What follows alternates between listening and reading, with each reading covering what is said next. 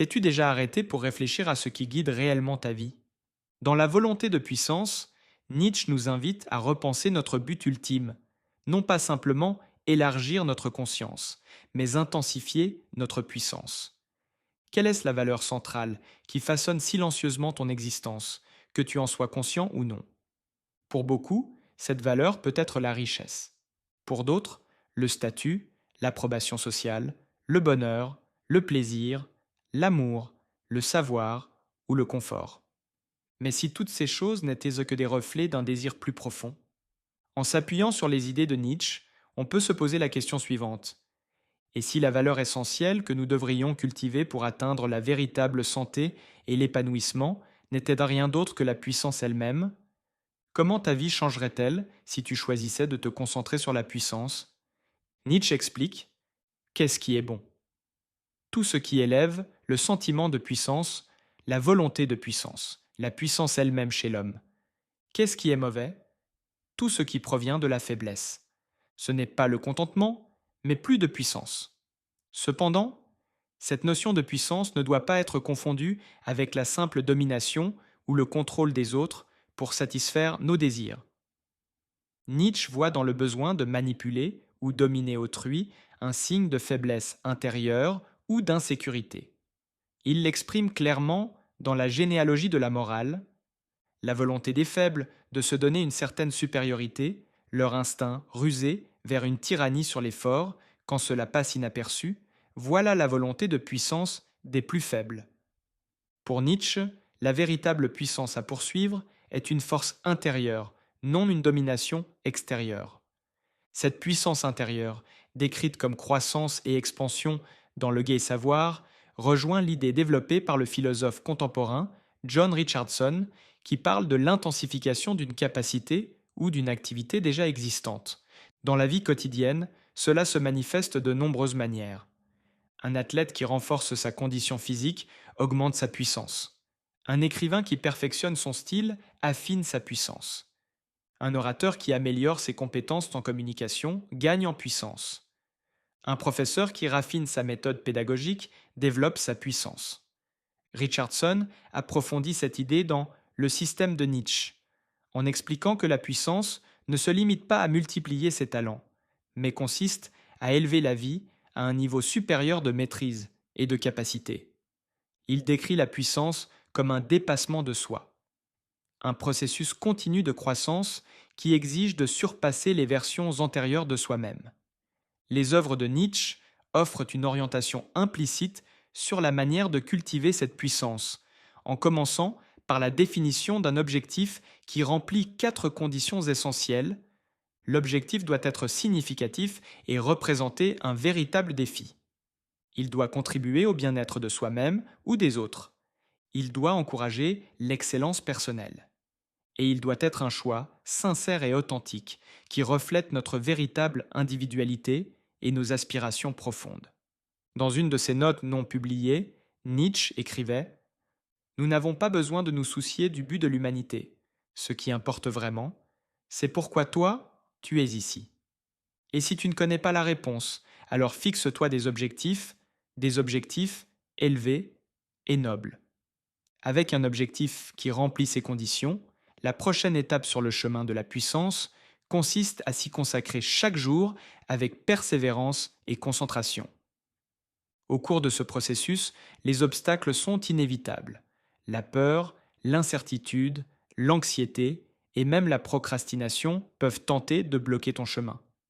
Des circonstances extérieures, telles que le manque de temps, les critiques, les problèmes de santé ou les conflits relationnels, peuvent également menacer ton élan. Pourtant, du point de vue de la puissance, ces défis sont en réalité des opportunités déguisées. Faire face à la résistance et repousser ses limites mentales et physiques pour la surmonter signifie que tu élargis ta puissance. De la même manière qu'un guerrier devient plus fort en affrontant un adversaire redoutable, ces épreuves agissent comme des tests qui nous poussent au-delà de nos limites et construisent notre force. Nietzsche exprime cette idée en ces termes. La volonté de puissance ne peut se manifester que par la résistance. Elle cherche activement l'opposition.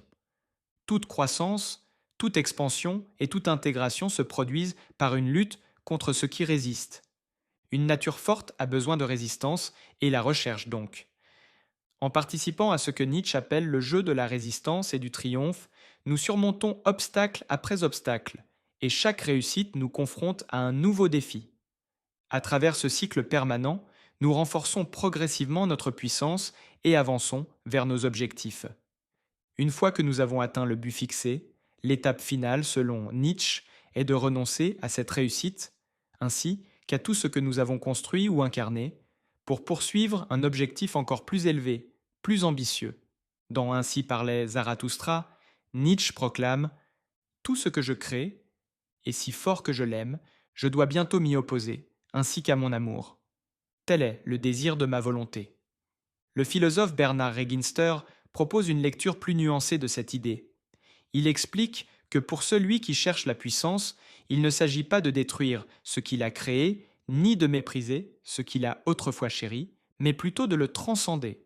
La volonté de puissance pousse l'individu à reconnaître que, peu importe la satisfaction qu'un accomplissement procure, il devient tôt ou tard insuffisant. La véritable force réside non pas dans l'accumulation d'exploits, mais dans l'acte continu de vaincre. Ce que recherche vraiment celui qui poursuit la puissance, ce sont des défis toujours plus grands. Cela transforme la quête en un voyage sans fin de croissance et de dépassement de soi. Dans la volonté de puissance, Nietzsche insiste sur le fait que la quête de puissance n'a pas de fin, sauf dans la satisfaction que l'on ressent tout au long du processus. Il décrit un cycle continu. Fixer de nouveaux objectifs, affronter et surmonter des obstacles, renforcer sa puissance, atteindre ses objectifs, puis abandonner ses réussites pour recommencer. Une vie façonnée par cette quête n'atteint jamais de destination finale, à moins que, comme le suggère Nietzsche, le véritable but soit la joie spontanée née de l'augmentation constante de la puissance. Nietzsche aborde également ce thème dans l'Antéchrist où il déclare: qu'est-ce que le bonheur? C'est le sentiment que la puissance grandit, qu'une résistance a été vaincue. Et il approfondit dans la volonté de puissance. La joie n'est qu'un symptôme du sentiment de puissance conquise. On ne poursuit pas la joie, elle accompagne naturellement. Ainsi, la joie n'est pas le but principal, mais une conséquence naturelle du processus d'affirmation de soi, de renforcement intérieur et de conquête des défis. Les idées de Nietzsche sur le pouvoir ont des implications profondes quant à la manière dont les individus modernes peuvent aborder la souffrance. Pour lui, la souffrance n'est pas quelque chose à fuir ou à craindre, mais une réalité qui nécessite un sens pour être supportable. Sans but, la souffrance devient insupportable, menant au nihilisme et au refus de la vie. Nietzsche exprime clairement cette tension lorsqu'il affirme: l'homme, l'animal le plus courageux et le plus accoutumé à la souffrance, ne rejette pas la souffrance en soi.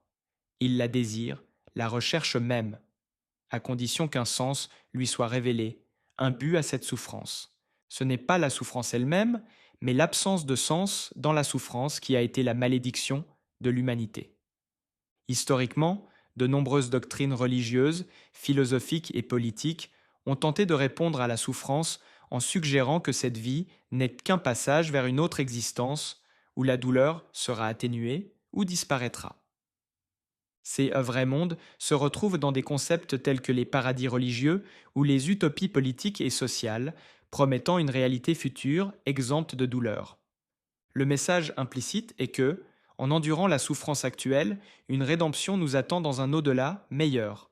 Mais le problème majeur de ces approches est qu'elles diminuent la valeur de la vie présente, de l'instant actuel, en l'échangeant contre un espoir fondé sur une autre réalité, dont l'existence repose entièrement sur la foi. Nietzsche critique cette idée dans Ecce Homo. L'idée d'un autre monde, d'un monde vrai, au-delà de celui-ci, a été créée pour saper l'unique monde que nous possédons, ne laissant aucun but, aucun sens, aucune tâche à notre existence terrestre. Nietzsche propose à la place une éthique fondée sur la puissance comme moyen fondamental de faire face à la souffrance. Si le pouvoir est considéré comme l'idéal humain suprême, alors les obstacles que nous rencontrons, et la souffrance qu'ils provoquent, deviennent essentielles à notre développement. La douleur née de la résistance et de la frustration de nos désirs devient une opportunité d'élargir notre puissance. Nietzsche l'exprime dans La volonté de puissance. Les humains ne cherchent pas simplement le plaisir et n'évitent pas la douleur. Ce qu'ils désirent réellement, c'est une augmentation de puissance. Animés par cette volonté, ils recherchent activement la résistance. Ils ont besoin de l'opposition. L'inconfort en tant qu'obstacle à leur volonté de puissance est donc un fait naturel. Les humains ne le fuient pas. Au contraire, ils le désirent sans cesse. La perspective de Nietzsche ne dépend pas de promesses extérieures, ni ne demande que nous plaçons notre espoir en des dieux, en la science, ou en des autorités religieuses ou politiques. Elle offre une approche pratique et directe du problème de la souffrance. Cette philosophie encourage une vie d'effort et d'activité constante, comme antidote à la passivité qui gangrène la société moderne. En participant à ce cycle de dépassement de soi, nous obtenons la chance d'accomplir notre véritable potentiel et d'atteindre cette joie profonde et cette santé robuste que Nietzsche décrit comme le privilège de ceux qui poursuivent la puissance. Il écrit dans La volonté de puissance. Le plaisir surgit là où se fait sentir la puissance. Le bonheur réside dans la conscience victorieuse de la puissance et de la conquête. Et il le réaffirme dans Ainsi parlait Zarathustra. Et la vie elle-même me confia son secret.